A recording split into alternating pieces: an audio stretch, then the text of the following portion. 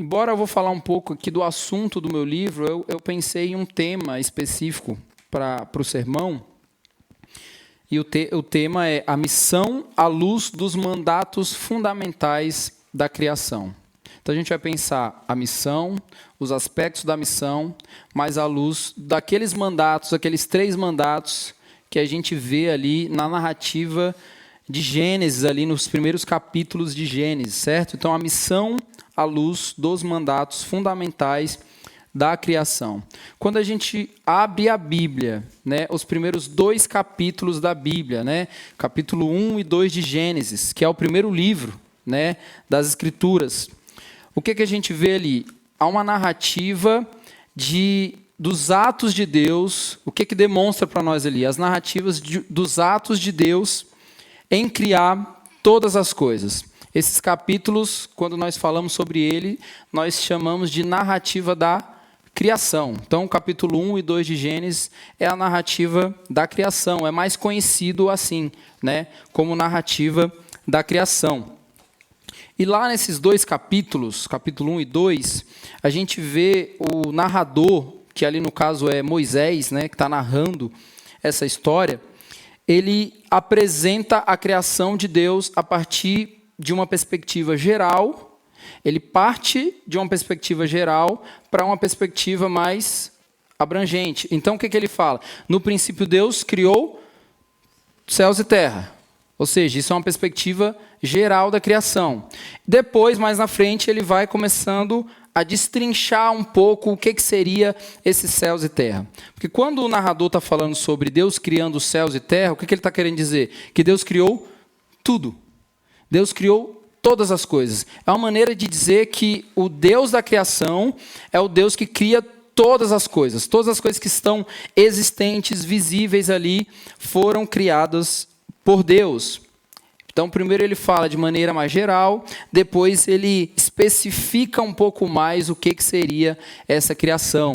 E aí a gente tem ali, né, no primeiro dia, tal coisa, no segundo dia, tal coisa. Ele vai especificando um pouco mais do que seria, de fato, essa criação.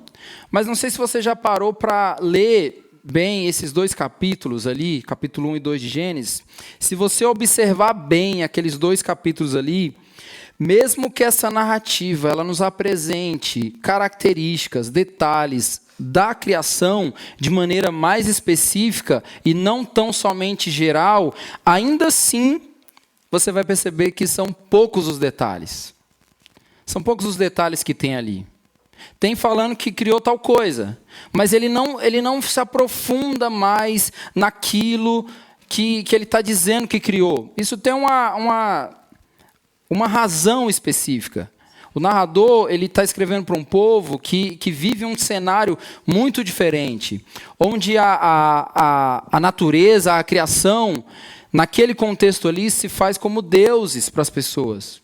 Então, é muito específico isso que ele fala, porque, na verdade, por que o narrador não está destrinchando ainda mais sobre o sol, sobre as águas, sobre tudo isso? Porque o povo talvez não ia compreender o porquê daquilo ali. Mas existe uma razão que ainda é maior do que isso. E é a razão proposital do narrador em não dar tantos detalhes sobre a criação. Sabe o que é, gente? Esses 2 capítulos, que a gente conhece como narrativa da criação, ela não é sobre a criação. Ela não é uma narrativa sobre as coisas criadas. Esses 2 capítulos é a narrativa do Deus Criador e não da criação. Não tem por que ficar gastando tanto tempo para falar daquilo que são apenas as coisas que Deus fez e não aquilo que Deus é. Então, capítulo 1 e 2 de Gênesis, tenha isso na sua mente. Embora a teologia chama isso de narrativa da criação, entenda que aquilo é a narrativa do Deus Criador.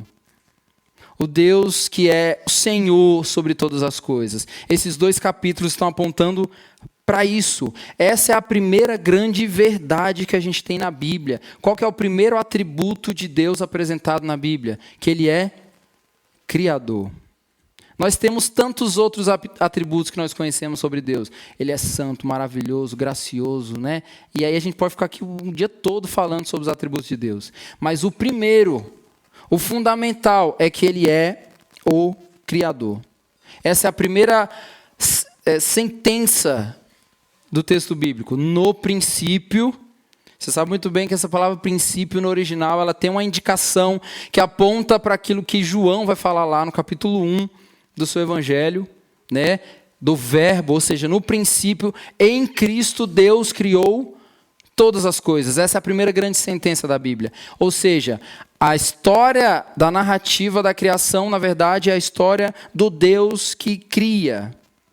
Do Deus que é criador, que é soberano sobre todas as coisas. Antes de sabermos qualquer outra informação sobre Deus, inclusive uma das mais principais que nós sabemos é que Ele é o nosso Pai. Antes de sabermos que Ele é o nosso Pai, a Bíblia vai nos dizer que Ele é o Criador. Ele é o Criador de todas as coisas, e todas as coisas existem para uma razão específica. Deus criou todas as coisas como uma razão específica. Por que que Deus criou tudo que Ele criou? Por que que Deus é o Criador? E a gente precisa entender uma coisa. Essa palavra Criador, ali no capítulo 1 de Gênesis, ela é uma palavra que ela se dirige especificamente para Deus. Para Deus. Hoje em dia existe criador de conteúdo. É uma profissão, né? Dizem que é. Criador não sei de quê, de animal, isso, aquilo outro. Só que essa palavra, quando ela é colocada no texto bíblico, ela se direciona especificamente para Deus. Ou seja, somente Deus é criador. O único criador. Por quê? Porque Ele é o único que cria a partir do nada. Deus não tem uma referência externa para criar tudo que Ele criou. Ele cria a partir do nada. Ele não tem um protótipo, Ele não tem nada. Ele cria, por isso Ele é o Criador. Então, eu, você, e aqui a Calvary é uma igreja repleta de pessoas criativas. Entenda uma coisa, a nossa criatividade, ela é apenas fruto daquilo que Deus é na sua essência. Ele é Criador. Nós recebemos da sua graça, nós recebemos do seu atributo criacional a capacidade de poder agora, a partir das nossas criações ali, revelar aquilo que Deus é.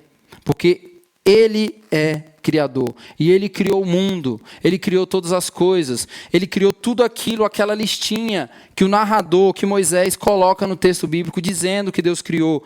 E Ele criou isso por quê? Essa é uma pergunta central para a nossa reflexão. E essa é uma pergunta central para o argumento que eu vou usar para desenvolver o assunto do meu livro. Por que que Deus criou o mundo? Eu dividi o livro em 3 partes. Ele é feito em 3 partes. E eu exploro ali 3 termos que são muito conhecidos por nós. E a partir desses 3 termos, eu faço uma espécie de um guarda-chuva que abraça mais outros termos ali, que são termos que a gente repete o tempo todo e que a maioria das vezes a gente não pensa o que é ou o significado e a praticidade disso na nossa vida como cristãos. Então, eu queria que projetasse aqui, eu falei que eu queria fazer um livro que eu pudesse, em poucos minutos, explicar qual que é o assunto dele num resumo. E eu decidi fazer isso aqui, ó. Todo mundo está vendo? Até o pessoal que está ali. Certo? O que a gente tem ali? Missão, igreja, cidade. E a gente tem uns conectivos ali, ó, que circulam, né, entre os termos ali. Então, quando eu falo de missão, eu estou falando de Missio Dei, mandato espiritual e chamado. Lembra que eu falei que o tema desse sermão seria a missão à luz dos mandatos fundamentais da criação. Quais são os mandatos fundamentais da criação? Mandato espiritual, mandato social e mandato cultural. Esses são os 3 mandatos que Deus estabeleceu ali na criação para que nós, seres humanos criados à sua imagem e semelhança, pudéssemos exercer aqui no mundo, certo? Então, observa. Quando eu falo de missão, eu estou falando de missio Dei, mandato espiritual e chamado. Quando eu falo de igreja, que são os três, a missão, a igreja, a cidade, eu estou falando de uma resposta obediente de quem foi afetado pela revelação da missio Dei. E a partir dessa resposta obediente, ela vai em direção ao mandato social por meio do seu propósito. E cidade, aí a gente já está falando de ações mais práticas, missões, né? Agora no plural, né? Como um movimento do evangelho que aponta para o mandato cultural e que aponta para a vocação. Gente, isso aqui é muito fundamental, porque quando eu resumo ainda mais, eu gosto de resumir e definir 3 termos: missio Dei, missão e missões. Talvez para você as 3 coisas é a mesma coisa. Talvez em algum momento você fala missio Dei, em outro momento você fala missão no singular, mas em outro momento você fala missões no plural. Será que há uma diferença nesses termos? Ou será que é tudo a mesma coisa? O que eu posso te dizer é que é parte de uma mesma natureza, mas que se aplica em coisas diferentes. E o primeiro disso, você pode deixar aí até o final aí, se quiser. Porque aí eu vou também me acompanhando por aí. Então, a primeira coisa que a gente precisa saber, por que Deus criou o mundo? O Calvino, ele fala uma frase que é o seguinte, que o mundo é um teatro da glória de Deus. Ou seja, por que Deus criou o mundo? Por que Deus criou eu, você, criou a natureza, criou tudo que a gente vê por aí? Criou para a sua glória. Essa é a razão única e específica. Não há outra razão. Deus criou tudo que criou para a sua glória. Ou seja, isso significa que Deus, o Deus eterno, a primeira coisa que a gente sabe sobre Deus no texto bíblico escrito é que Ele é criador. Mas todos nós sabemos que Ele é eterno. Ninguém criou Deus, Deus é eterno. Ou seja, em algum momento da eternidade passada, Deus decide criar. Olha só que maravilha. Deus, em algum momento, sendo eterno, estava só lá, a Trindade, Ele decide criar. E eu gosto muito de uma linguagem que é o seguinte: quando Deus cria, o que pressupõe a criação de Deus? O desejo de Deus. Deus desejou criar.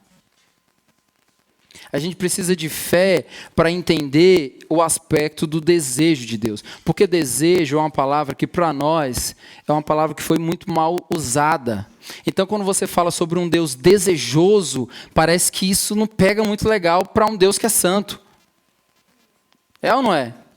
Mas entenda isso, antes de Gênesis 1:1, o que nós sabemos sobre Deus? Nada. Por quê? Porque nós cremos naquilo que nós enxergamos e está errado. Então nós vemos lá, no princípio Deus criou os céus e a terra. A gente fala, então acredito. Por quê? Porque você está vendo, você está lendo. Só que há um desejo intrínseco de Deus, antes dele criar, que faz com que ele crie todas as coisas. Ou seja, essa é a missio Dei, a missão de Deus. Se a gente pudesse definir, fazer uma definição sobre o que é missio Dei, a gente poderia dizer que é tudo o que Deus é e faz no passado, no presente, no futuro, sem a participação de ninguém. Ou seja, é a missão de quem? De Deus. Não é nossa. É a missão de Deus. É Deus fazendo, agindo, mostrando que Ele é, revelando a sua glória, revelando todos os seus atributos. Por quê? Porque é a missão dEle. A missão dEle se encontra com a nossa por meio da revelação. Tudo que nós sabemos sobre Deus, nós sabemos por quê? Porque Ele revelou. Não é fruto da nossa busca. Não é porque você foi lá e buscou um monte de informação sobre Deus, aí você falou assim, agora eu sei quem é Deus. Por quê? Porque eu busquei informações. Não, nós sabemos quem Deus é porque Ele se revelou. Tudo que nós podemos saber sobre Deus, a grandeza de Deus, as maravilhas de Deus, é porque Ele se revelou. Enquanto está em missão no mundo, Deus se revelou para nós. Quando nós temos acesso a essa revelação, sabe qual que é a nossa posição? Isso aqui tem muito a ver com o aspecto litúrgico. Quando Deus se revela para nós, qual que é a nossa posição? Se curvar diante da sua glória. Nós nos curvamos diante dele em uma resposta obediente. A fé a fé cristã, ela é uma fé responsiva. Deus se revela, nós respondemos a ele. Isso é a missão. Isso se inicia o caminho da missão. A missão não é quando nós fazemos alguma coisa pelo outro. Calma aí, nós vamos chegar lá. A missão começa quando nós somos afetados pela revelação divina. Quando Deus em missão nos afeta com a sua revelação e nós respondemos a quem? Ao outro? Não, a ele. Uma resposta obediente.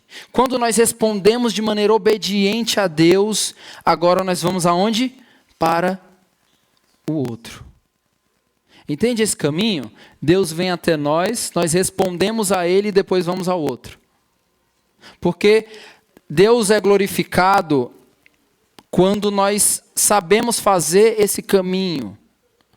Quando nós vamos falar de Jesus para alguém, quando nós vamos pregar o Evangelho, nós não estamos fazendo aquilo porque aquela pessoa simplesmente precisa. Ela também precisa, é um fato. Mas antes disso, Deus deseja ser glorificado por meio daquela pessoa. Ah, mas vai chegar no mesmo resultado. Pode até chegar, mas a gente precisa dessa consciência. Porque senão, depois a gente vai entender que é o nosso mérito. Então a gente vai pregar o evangelho para a pessoa e a gente vai tentar convencer ela de todo jeito. Por quê? Porque tem a ver com a nossa performance, não é? De pregar o evangelho para aquela pessoa. Ela vai se converter, depois a gente fala assim, ó, tá vendo aquele ali, ó? Valia nada. Eu que fui lá e preguei o evangelho e se converteu. Aí o mérito é de quem? Nosso. Sendo que Deus foi ao encontro dele. E no meio do caminho estava a gente. Sabe? E a gente cooperou de alguma forma. Mas Deus foi no caminho. Se a gente for olhar a história bíblica e a gente pudesse resumir, sabe o que seria? É a história de Deus indo atrás da gente. Deus indo atrás da sua criatura. Deus fez isso. Você pode olhar o Antigo Testamento todo. Deus indo atrás do seu povo. Faz uma aliança, sustenta, o povo é desobediente, cai, quebra a cara, Deus reafirma a aliança, né? E por aí vai. No Novo Testamento a gente tem a confirmação daquilo que já iniciou no Antigo Testamento, então a gente tem agora a igreja e Deus continua indo. Por quê? Porque ele se fez carne, ou seja, o Deus que vinha na nossa direção, ele vem tanto na nossa direção que ele encarna. Então ele tem um interesse tão profundo de vir na nossa direção, que ele não fica só nos ares, não fica só no Antigo Testamento. Sabe como as pessoas viam Deus? No tabernáculo, ouvindo por outras vozes. No Novo Testamento, Jesus se encarna. E Jesus agora é o lugar onde nós podemos ver Deus. Por isso que quando João vai dizer que ele habitou entre nós, aquela palavra tem a ver com tabernáculo. Jesus então tabernaculou entre os homens, para falar o quê? Olha, Deus está vindo na nossa direção, e está vindo na nossa direção, e está vindo na nossa direção. Nós não estamos indo na direção dele, Deus está vindo na nossa direção, sempre. Nós tentamos fugir, e ele vem e nos atrai, por quê? Por causa da revelação. E quando Deus se revela para nós, o nosso papel é se curvar, é se maravilhar diante de um Deus maravilhoso, soberano, como o nosso, que é o Deus que criou todas as coisas. Então o mandato espiritual tem a ver com isso. O mandato espiritual tem a ver com qual que é a nossa primeira relação fundamental existente. Com quem? Com o nosso Criador.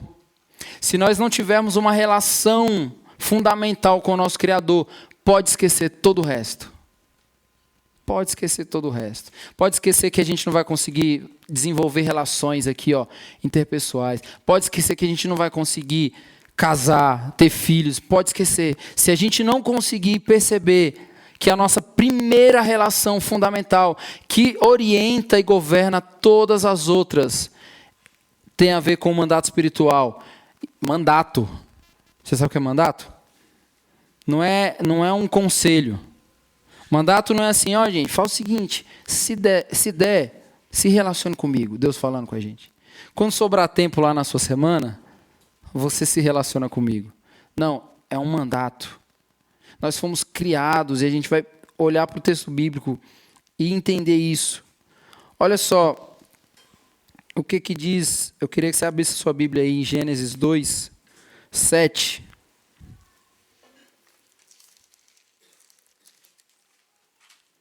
Gênesis capítulo 2, versículo 7.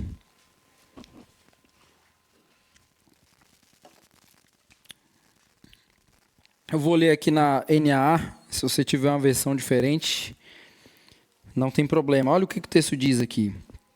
Então, o Senhor Deus formou o homem do pó da terra e lhe soprou nas narinas o fôlego de vida, e o homem se tornou um ser vivente. Um único versículo com uma porção de informações aqui para a gente, de coisas preciosas que a gente pode ver. O que a gente vê? A primeira coisa, Deus, o Deus da criação, o Deus criador dos céus e da terra também é o criador do ser humano. Então, o texto diz que ele forma o homem do pó da terra.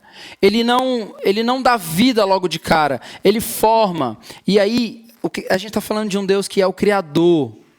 E o Deus criador, ele pega ali o pó da terra e ele vai modelando, e ele vai montando aquela estátua maravilhosa ali, porque Deus é criador e é criativo.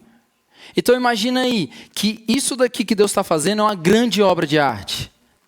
Deus está formando, pegando do pó da terra e modelando e fazendo uma estátua maravilhosa. Eu imagino que Deus, assim como ele observou que tudo que ele criava era bom, quando ele olhou para a estátua, ele ficou pensando, caramba, agora eu bati aqui todos os... Eu imagino que estava maravilhoso aquilo ali que ele criou. Só que tinha um detalhe, aquilo ali era o quê? Só uma estátua. Só uma estátua.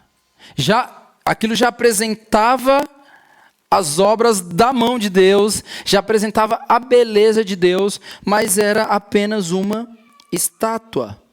E o que Deus faz? O texto vai dizer que Deus então soprou nas narinas daquela estátua o fôlego de vida.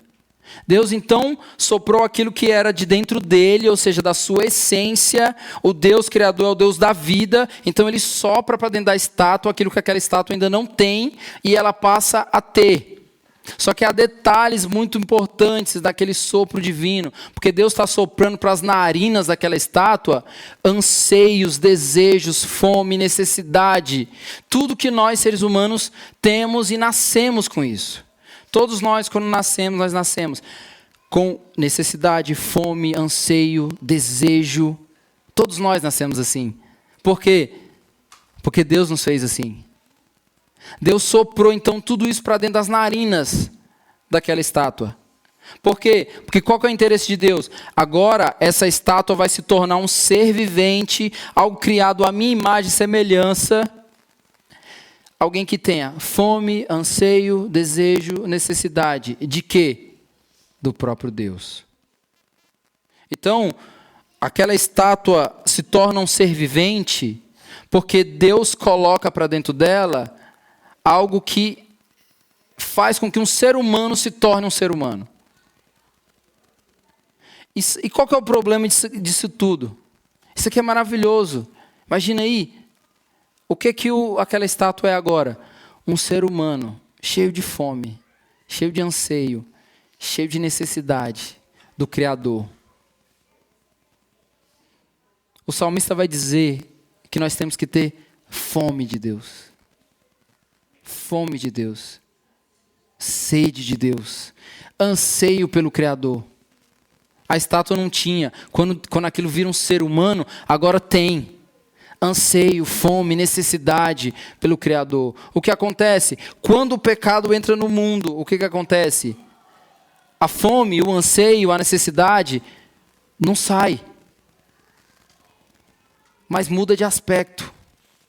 Então nós não temos mais fome de Deus, nós não temos mais necessidade de Deus, nós temos necessidade por qualquer outra coisa, principalmente que tem a ver com os nossos próprios interesses.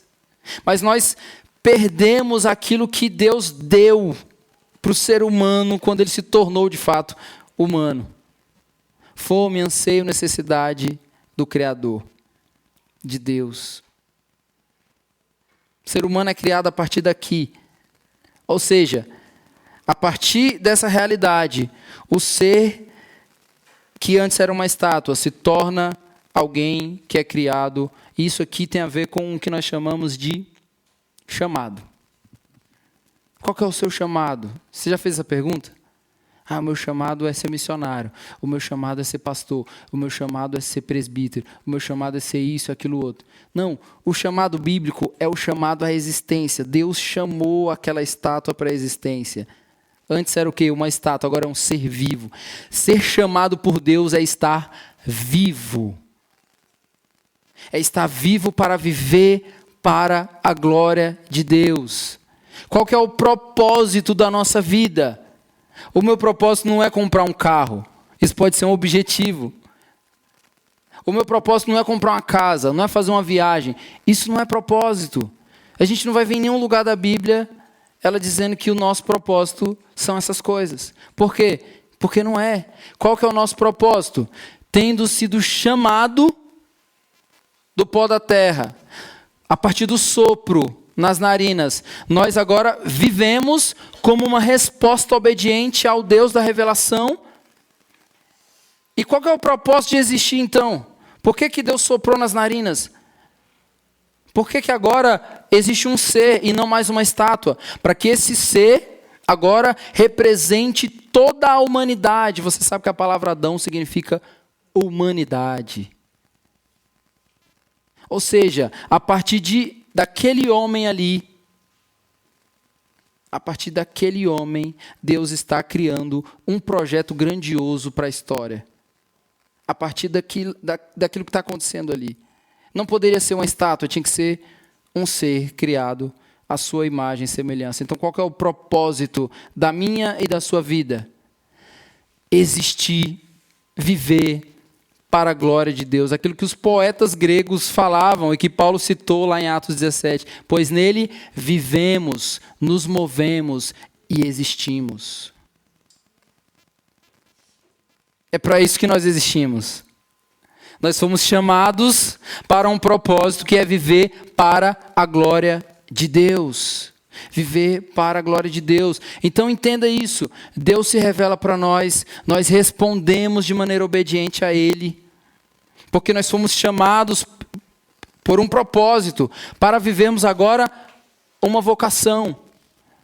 Só que entenda que há um caminho aqui que precisa ser trilhado. Você já viu aquele cara que se converte, ele já quer ir para as nações?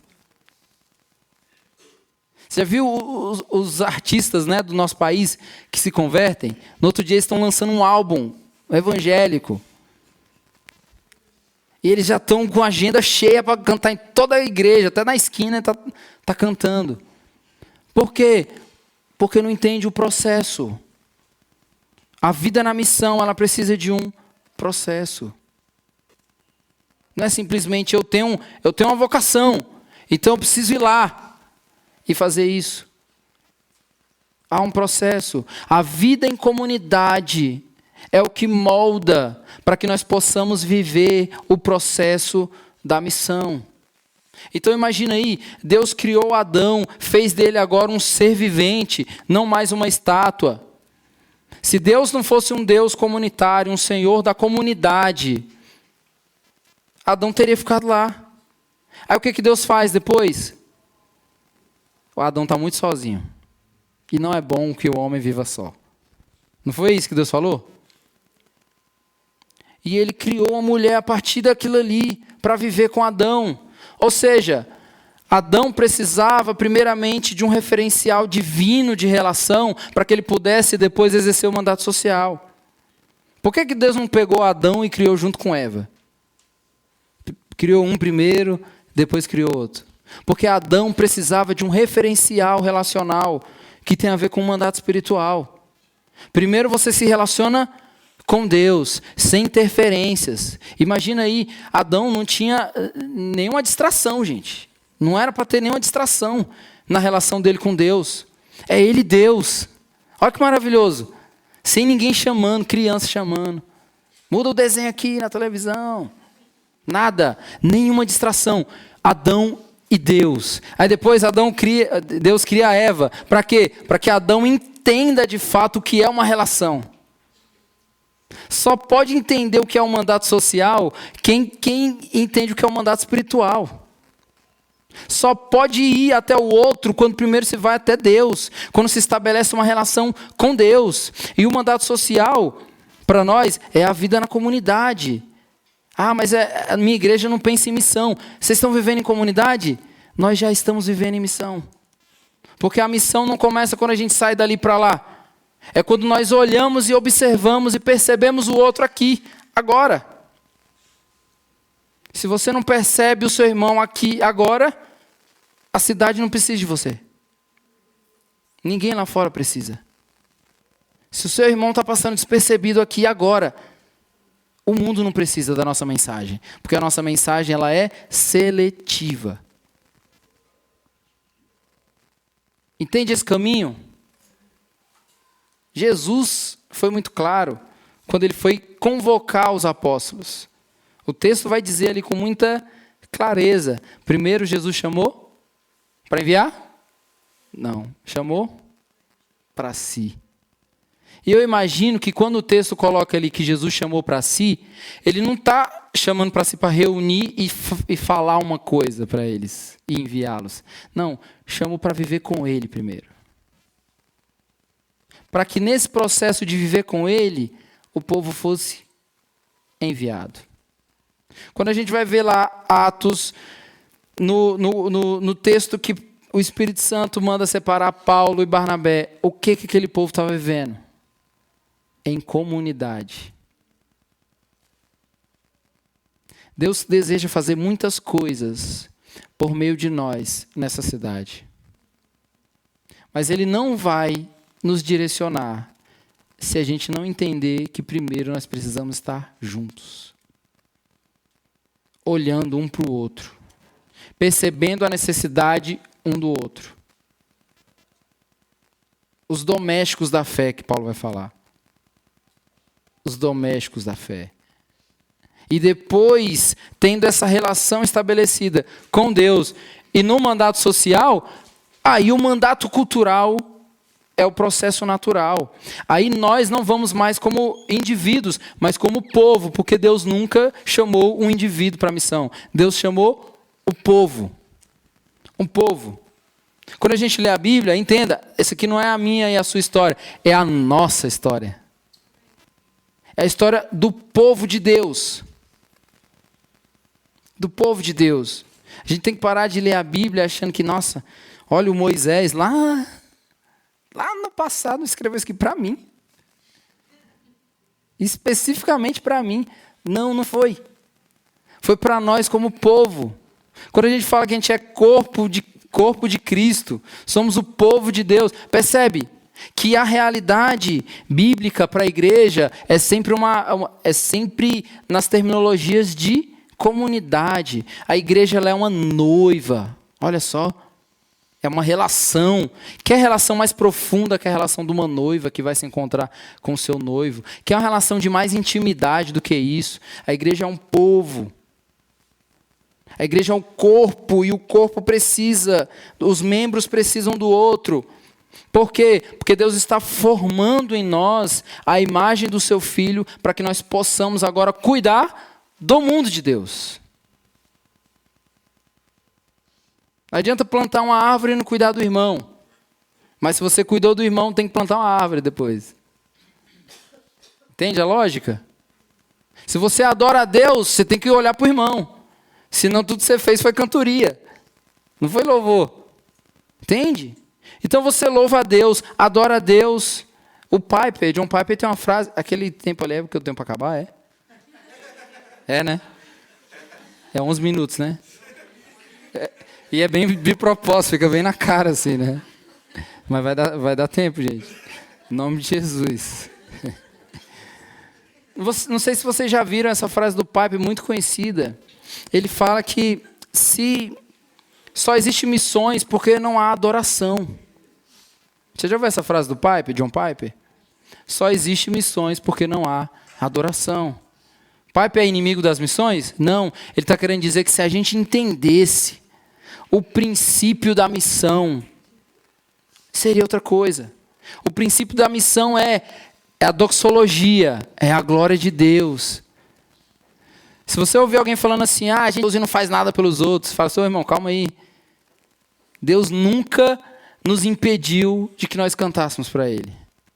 Muito pelo contrário, se nós cantamos para Deus é porque a gente pressupõe que nós estamos vivendo uma realidade que nos leva para uma prática, para uma ação cristã no mundo.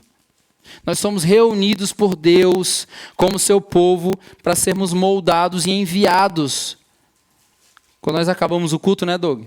Nós enviamos os irmãos, não para casa, mas para missão. Você não está indo para casa, você está indo para missão. Você está indo cumprir o mandato cultural. Por quê? Porque você foi atraído pela revelação, foi Deus que te trouxe aqui. Amém, irmãos? Amém. Foi Deus que te trouxe aqui. Não foi você que quis vir. Então foi Deus que te trouxe aqui. Ou seja, você responde a Ele em adoração, enquanto comunga com o seu semelhante, e depois nós somos enviados para a cidade, que é o nosso campo missionário, onde nós vamos viver agora para a glória de Deus. Nós vamos viver as nossas vocações, porque nós fomos chamados, nós existimos, nós vivemos, nós somos chamados por um propósito que é viver para a glória de Deus por meio das nossas vocações. Então nós somos enviados. Por isso nós somos enviados. Gênesis 1, 28. Olha o que fala o texto. E Deus os abençoou e lhes disse, sejam fecundos, multipliquem-se, encham a terra e sujeitem. Tenham domínio sobre os peixes do mar, sobre as aves dos céus e sobre todo animal que rasteja pela terra. Você pode olhar para esse texto e pensar assim, poxa, mas não tem nada a ver comigo isso aqui. Eu nem mexo com peixe, não mexo com nada disso. Não mexo com animal. Essa vocação aqui de Deus não é para mim. Entende que o texto está querendo dizer que tudo que há na terra, tudo que nós vemos com os nossos próprios olhos, criados por Deus, para a glória de Deus, nós devemos tocar, contribuir, desenvolver. Tudo que há. Nós precisamos dessa presença para que nós possamos observar. Assim como no ambiente da comunidade, nós sabemos as demandas e as necessidades uns dos outros. Quando nós estamos presentes e observamos, quando nós estamos na cidade, nós devemos fazer a mesma coisa. É muito fácil, né? A cultura está uma bagaceira. Meu filho não vai assistir esse negócio. Meu filho não vai nesse lugar. Eu não vou naquele lugar. Nós precisamos ir.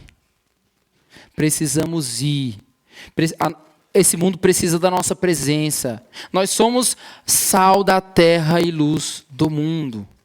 É isso que Jesus falou, que nós somos. Então nós precisamos estar para perceber. Mas essa música aqui do mundo está muito ruim. Então vamos lá. Cadê a banda? Vamos lá. Vamos contribuir. Mandato cultural, gente. A cultura está ruim. Então vamos melhorar. Porque nós temos a revelação. O mundo não. Nós temos essa revelação, essa preciosidade. Nós temos que cooperar com Deus naquilo que Ele está fazendo na história. E no mundo, que é dele. E que Ele mantém e governa até o seu fim último. Para a sua glória. E que nós participamos disso. Enquanto vivemos, enquanto estamos juntos como comunidade, vivendo como família. E quando nós saímos daqui e nós vamos viver de fato em missão. Entende o mandato cultural, a importância do mandato cultural. Tudo que nós tocarmos tem que ter vestígios da eternidade. Tudo que nós tocarmos nesse mundo tem que apontar para aquilo que Deus é. Isso não tem a ver... Desculpa, gente. Isso não tem a ver, claro, com o que a gente vai fazer, são coisas religiosas, né? Então vamos tocar lá, vamos mudar a música, vamos. Então vamos levar um worshipão lá, pesado, né? E não tem a ver com isso. Tem a ver com cooperar com aquilo que existe. Mas apontar as falhas, apontar os erros e apresentar a beleza do Criador e da criação desse Deus maravilhoso, perfeito e único. Então, gente, em resumo, a vida em missão, à luz dos mandatos fundamentais da criação, tem a ver com Deus nos chama para si, revela quem Ele é. Nós somos afetados pela sua graça, pela sua misericórdia, pelo seu amor. E quando nós somos afetados por isso, nós nos rendemos a Ele. E se render a Deus é automaticamente se render ao outro. Tem uma coisa que eu queria que você entendesse aqui. Quando Deus nos criou, e a gente faz uma oração assim, Deus me toma por inteiro, eu sou todo teu. Você consegue perceber que isso é um tipo de relação de um devoto e não de um discípulo? Você sabe o que é um devoto, né? Deus, eu sou teu por inteiro. Não sobra nada para ninguém. Você acha que Deus nos fez para Ele nos ter por inteiro? Alerta de heresia, cuidado. Você acha? Entenda uma coisa, Deus nos fez e deixou buracos em nós. Alguns buracos. E esses buracos a gente vai tentando preencher. Ou então a gente fala assim, Deus, preenche esse buraco aqui, ó. Preenche esse outro também, preenche esse outro aqui também. Mas sabe o que é? Deus nos criou com esses buracos para que o outro, o seu irmão, eu, você, pudéssemos habitar junto. E Deus, Ele é completo em nós, não quando Ele tem tudo de nós, mas quando há buracos em nós, onde o outro pode habitar. Você consegue entender isso? Esses buracos são habitados pelo meu irmão, pelo outro. E aí Deus é completo em mim. Porque isso não é uma relação de um devoto. É uma relação de um discípulo. Porque Deus não me chamou para viver com Ele sozinho. Deus me chamou para viver com uma família junto com Ele. Então, os buracos que há em mim e você, e que talvez a gente fica tentando preencher com outras coisas, entenda, deixe que esses buracos sejam preenchidos pelo seu irmão. Porque Deus, Ele é tudo em nós, quando esses buracos são preenchidos pelos nossos irmãos. E não quando Ele preenche tudo em nós. A gente anda olhando para o alto assim, ó, flutuando. Não, Deus é tudo para mim, tudo. Não me atrapalha não, estou com Deus aqui. Ô irmão, estou com a demanda. Não, eu e Deus. Você consegue entender? E aí quando a gente consegue desfrutar dessa realidade, sabe o que é o óbvio? Gente, nós precisamos trazer pessoas para conhecer essa realidade. Do que é viver em família. E aí nós vivemos de fato, intencionalmente, em missão nesse mundo. Em missão. Então, para aplicar isso para as nossas vidas, a vida para a glória de Deus começa na comunhão com Deus, que nos conduz à comunhão e relação familiar uns com os outros e culmina na vida na cidade, para o bem da cidade, para a glória de Deus. Amém?